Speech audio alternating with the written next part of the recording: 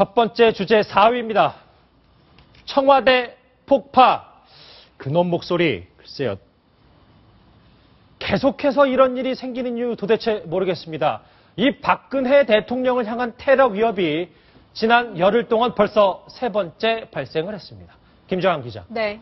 이번에는 전화라면서요. 네, 전화로 모든 국민들이 고요하게 잠든 오늘 새벽이었습니다. 예. 2시 40분부터 새벽 5시까지 무려 5차례나 20대 남성으로 보이는 남자의 목소리였는데요. 예. 폭파해버리겠다, 청와대를. 그리고 수차례 오늘 정오까지 의지를 보여주지 않으면 청와대를 폭파시켜버리겠다라는 이런 아주 살벌한 협박을 해왔다고 합니다. 그래서 군과 경찰 발칵 뒤집혔겠죠. 예.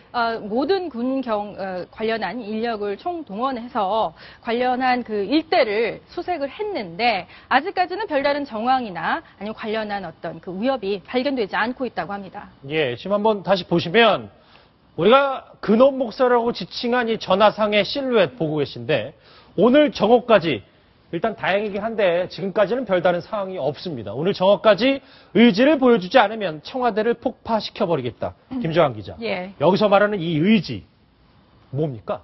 그러니까 이게 지금 미스터리예요. 보통 폭파 협박을 하는 테러리스트라던가 범인들은 구체적인 어떤 이야기를 하거든요. 제안을 하거나 본인이 원하는 어떤 이야기를 하고 그렇지 않으면 내가 폭파시키겠다는 폭발을 하는데 이 20대 남성의 경우에는 구체적인 내용이 없습니다. 도대체 어떤 것을 의미하는 건지 이 의지, 청와대에서 보여줘야 되는 의지가 무엇인지에 대해서는 함구한 채 이 폭발 위험만 계속 가하고 있다고 합니다. 김민지 기자, 이 네. 동일 인물이란 얘기 있어요. 지난주 일요일에 박근혜 대통령 삼성동 자택을 폭파하겠다든지 김기춘 비서실장 자택도 부숴버리겠다는 얘기. 동일 인물인데 벌써 세 번째란 말이에요. 그러니까 문제는 이 같은 협박이 처음이 아니라는 사실인데요. 예. 지난 19일 오후 7시 50분경 트위터를 통해서 그때 이제 네이팜 탄을 떨어뜨려서 청와대를 폭파하겠다는 글이 올라왔고 경찰이 바로 이제 신고를 받고 수사에 착수했지만 별다른 이상 징후는 포착하지 못했습니다. 예. 그런데 문제는 이 계정으로 지난 17일에도 박근혜 대통령의 삼성동 자택을 폭파하겠다라는 글과 사진이 올라왔었거든요. 근데 이제 당시 계정에는 주소가 있었습니다. 이제 프랑스에 있는 무슨 모 레스토랑의 주소가 올라왔는데. 프랑스 레스토랑이에요? 네, 예. 그렇습니다. 근데 이번에 이런 이제 협박 전화가 걸려온 것이 이제 발신지를 추적해 보니 프랑스라는 이제 얘기가 나오면서 이 세 개의 이 협박이 같은 동일인의 소행이 아닌가 해서 경찰이 지금 추적에 나서고 있습니다. 예, 이게 단순히 해프닝으로 볼 수도 있지만 계속적으로 지속해서 그것도 대통령을 타깃으로 해서 이런 도발적인 행동들이 일어나기 때문에 문제가 좀 커지는 것 같아요. 김태현 변호사님. 예. 수사를 좀 해봐야 되겠습니다. 아직 꼬리가 잡히지 않는 것 같은데 프랑스에 있단 말이죠. 국내법 적용이 쉽습니까? 어떻습니까?